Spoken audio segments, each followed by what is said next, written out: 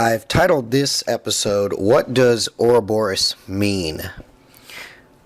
Upon seeing our logo for Philosophy of Dreams, many people have asked me what the Ouroboros means and why we chose it as our logo and what its relations to dreams and dream interpretation are.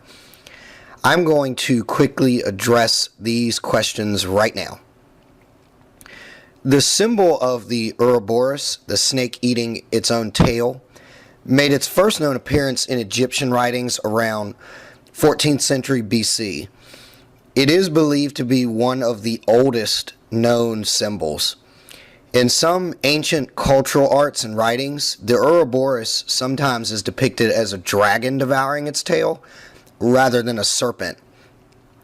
While the Ouroboros has many different mythological meanings and even has tribal meaning today among indigenous populations of South America, its most commonly known universal meaning is that it represents the perpetual cyclic renewal of life.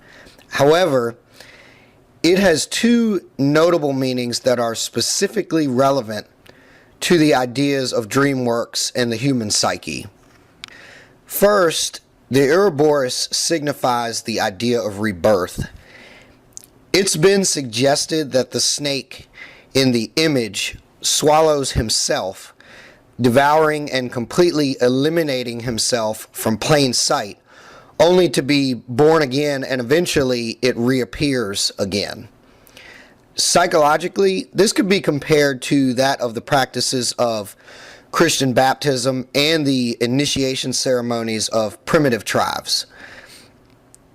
While Christian baptism and tribal initiation are practically quite different from each other, both embrace the core idea of recognizing one's psychological flaws or spiritual immaturity and facing them in an attempt to successfully overcome and eliminate them, essentially. Upon completing these rituals, an individual is perceived as being born again, so to speak, as you may have heard. In clinical works such as dream alchemy and psychotherapy, the similar idea behind what I previously mentioned would be the task of helping a client recognize unconscious ideas and thought patterns within their own psyche in an attempt to identify and eliminate or restructure them. In successful psychotherapy sessions, this would in turn create a new way of thinking or perspective for the client.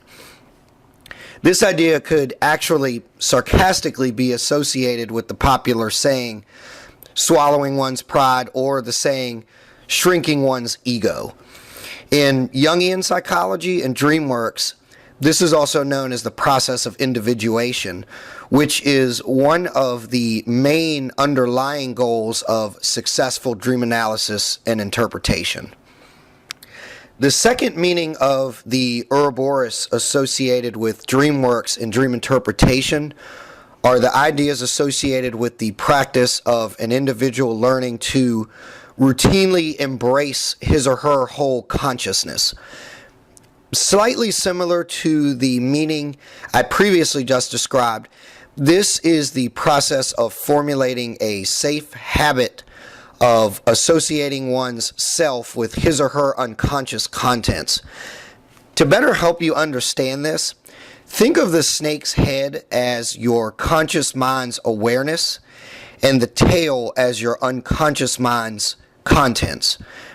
By constantly being aware of one's dreams, one can learn to maintain what is called whole conscious awareness or whole consciousness.